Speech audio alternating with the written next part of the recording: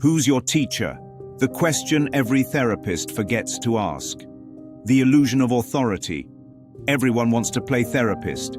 Advice rolls off tongues like water. Do this, don't do that. Read this book, follow this plan, practice this method.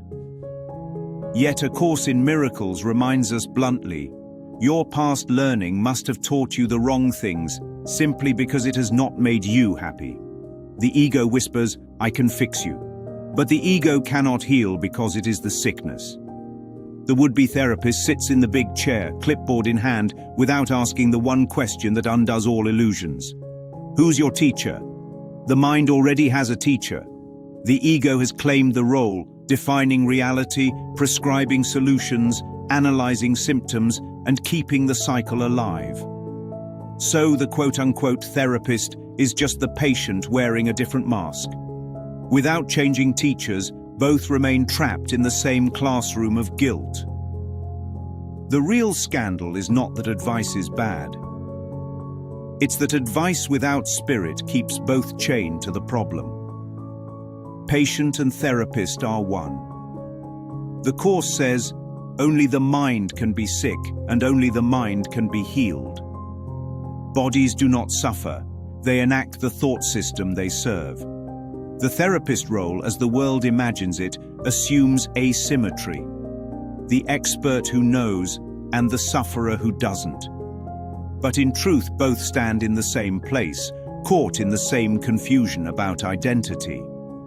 If the patient is the Son of God dreaming of exile, then so is the therapist. How then could healing occur? Not through advice, not through theories, not through techniques. Healing can only dawn when both roles are surrendered to the teacher who knows neither sickness nor health, but only wholeness. This is why the Course insists the Holy Spirit is the only therapist. The relationship is holy not because one speaks and the other listens, but because both invite a third presence into the room. Whose voice speaks through you? Every word is channeled. Every thought is borrowed. The question is not, do you listen? For listening is constant, but to whom do you listen? The ego shouts, demanding correction through judgment and control. The Holy Spirit whispers, reminding both therapist and patient that the problem has already been solved. The Course states, the Holy Spirit is the only therapist. So the provocative question lingers. Who's your teacher? Is it the ego, father of lies, the one who teaches lack, sacrifice, and judgment? Or is it the Father whose voice is shared equally and quietly, undoing fear? The only authority worth claiming is the one that cannot be claimed. It is given, like air is given, without price and without control. Best thinking, worst outcome. The evidence is plain. The best thinking of the ego has led us exactly here. Broken relationships, unsolved conflicts, wars that repeat with new costumes, therapies that never end. The patient seeks help, and the therapist prescribes more of the same. Adjust the deck chairs, reframe the story, learn new coping strategies. Meanwhile, the ship still sinks because the mind refuses to look at the water it sits in. The Course calls this out. Do not attempt to help a brother in your way, for you cannot help yourself.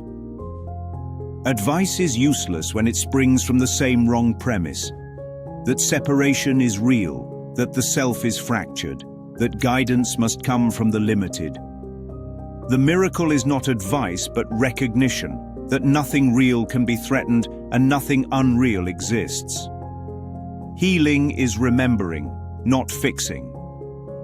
The only way both can heal.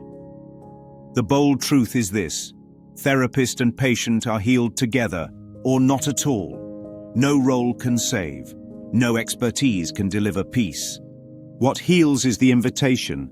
Holy Spirit, be the therapist here. The instant that prayer is genuine, the room shifts. Authority leaves the mask of the ego and returns to the voice that knows.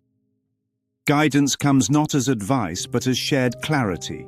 Nothing happened, no one is guilty, and love is untouched. So the refrain repeats. Who's your teacher? Whose voice is followed when words are spoken? If it is the ego, then healing is performance and therapy is theater. If it is the Holy Spirit, then the illusion dissolves in a moment of truth. The greatest therapy is defenselessness. The greatest counselor is silence. The greatest cure is remembering that both roles were only costumes in a play that never occurred.